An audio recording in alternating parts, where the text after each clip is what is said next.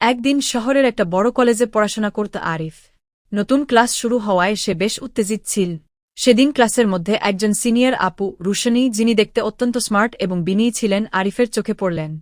প্রথমে সে ভাবল সে তো বড় আপু, নিশ্চয়ই তাকে সঙ্গ দিতে বা তার সঙ্গে কথা বলাটা ঠিক হবে না। তবে রুশনী একদম বিপরীত ধরনের মানুষ। খুব সহজেই সে সবাইকে এক জীবনে পরিণত করতে যান। ক্লাসের পরে রুশনী একদিন এসে আরিফের পাশে বসে বল, তুমি কি ভালোভাবে বুঝছ সব কিছু? আরিফ একটু অস্থির হয়ে মাথা নিচু করে উত্তর দিল, হ্যাঁ আপু। রুশনী হেসে বল, অবশ্যই, তুমি কোনো কিছু চিন্তা করো না, আমি তোমাকে সাহায্য করব। এরপর থেকে রুশনী আর আরিফের মধ্যে একটা অদৃশ্য সম্পর্ক তৈরি হতে শুরু করল। রুশনী পড়াশোনায় সাহায্য করত, আরিফও তার কাছ থেকে অনেক কিছু শিখতে পারছেন। তবে সময়ের সাথে সাথে আরিফ বুঝতে পারল যে তার অনুভূতি একটু বেশি বদলাচ্ছে। তার মনে হচ্ছিল রুশনীর প্রতি তার একটা অজানা আকর্ষণ জন্ম নিচ্ছে। একদিন কনভোকেশনের রাতে যখন কলেজের সবাই একসাথে মিলিত হয়েছিল, রুশনী হঠাৎ আরিফের দিকে এগিয়ে আসল।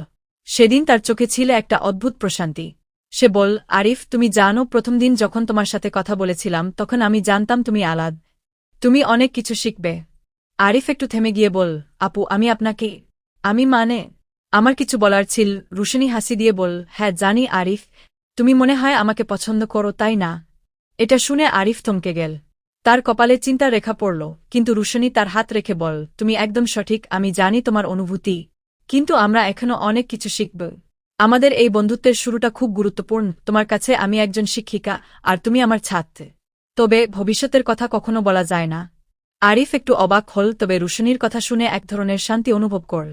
হয়তো তার অনুভূতি শেয়ার করতে সময় লাগবে, কিন্তু রুশনী তার কাছে একটা অমূল্য শিক্ষক হয়ে থাকবে, এবং সে জানত যে এই সম্পর্কটি শুধুমাত্র একটা সুন্দর শুরু।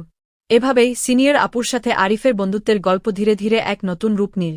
প্রেমে পরিণত না হলে তাদের মধ্যে ছিল এক গভীর সম্পর্ক, যেখানে প্রতিটি মুহূর্ত ছিল শেখার এবং বোঝার।